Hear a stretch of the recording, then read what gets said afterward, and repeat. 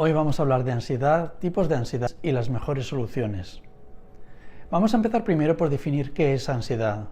Ansiedad es un miedo excesivo e inapropiado que afecta y altera el comportamiento, las emociones y los procesos cognitivos. Pero, ¿es ansiedad miedo o es el miedo ansiedad? Hay una diferencia clave entre el miedo y la ansiedad. El miedo es una respuesta real sobre algo que sucede aquí y ahora. Por ejemplo, un ratón se dirige hacia mí y yo tengo miedo. Está sucediendo en el momento. La ansiedad es una anticipación, es una posible amenaza que sucede en un futuro, es una preocupación intensa de mañana tengo una entrevista de trabajo y no sé cómo afrontarla y tengo sudoraciones, palpitaciones, o la semana que viene me voy a la playa y me tengo que poner en bañador y hace tiempo que no veo a mis amigos y prefiero evitarlo. Los factores que causan la ansiedad son muy variados y hay varios tipos. Por ejemplo, la ansiedad por separación es un malestar excesivo y recurrente cuando se prevé que se va a vivir una separación del hogar. Por ejemplo, cuando los padres tienen que trabajar el fin de semana y los niños se van a quedar solos. Otro tipo de ansiedad es el mutismo selectivo, en casi cualquier circunstancia, pero cuando hay expectativas muy específicas, por ejemplo, tiene que dar una charla en la escuela, tiene que ir a una entrevista de trabajo y tiene que hablar, tiene que relacionarse con cualquier persona en una fiesta y se le espera que tenga que aportar conversación y es incapaz de vocalizar e incluso se puede paralizar. Otro tipo de ansiedad es la agorafobia, que es un miedo intenso a usar un transporte público, el tren, el barco, un helicóptero o a espacios abiertos, a hacer cola en el tren, en el parking, en el supermercado, estar en un sitio lleno de gente o incluso a sitios que son más cerrados como puede ser una tienda o estar en un ascensor.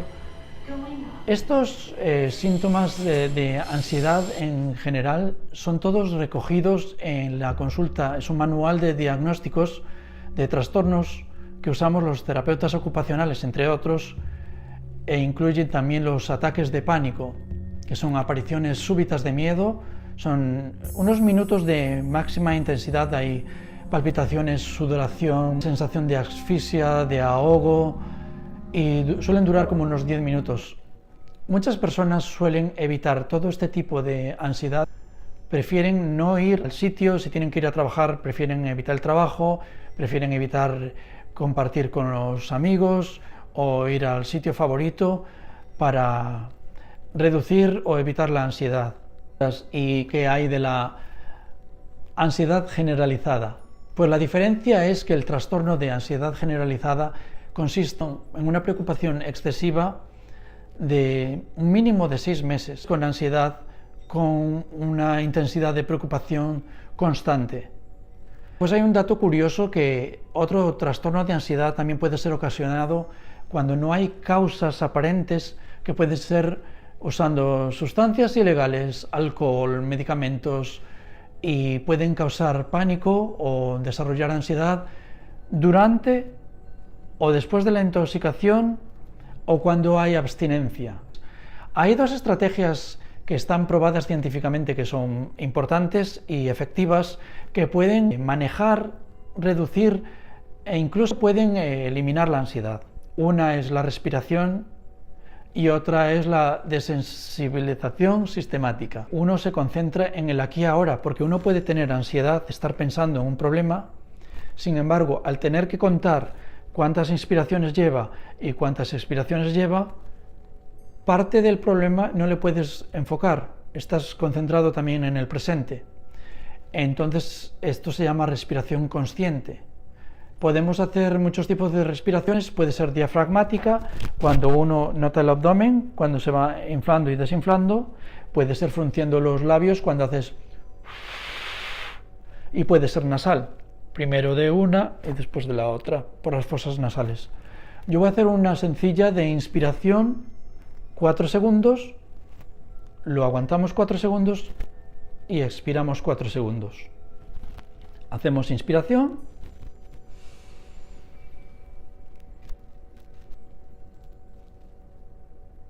aguantamos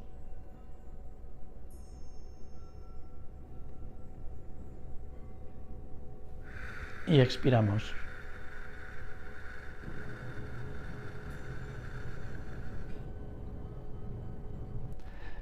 Solo hacerlo ahora mismo ya es como que hablo como más calmado. Este tipo de respiraciones conscientes se pueden hacer todo el día durante el trabajo, cuando una persona te da miedo, cuando te sientes incómodo, cuando vas caminando por la calle o incluso cuando no tienes problemas en general, puedes usar esta respiración consciente para tu bienestar. La otra estrategia es la desensibilización sistemática, que es exponerte gradualmente a lo que te causa una fobia. Por ejemplo, el perro del vecino, un ratón, una cucaracha o un grillo.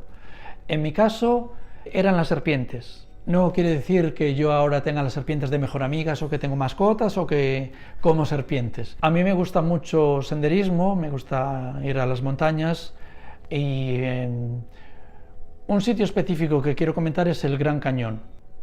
Yo tenía pánico a las serpientes, entonces empecé primero por imaginármela. Me imagino una serpiente que es pequeña, que está quieta, que es negra y que no se mueve.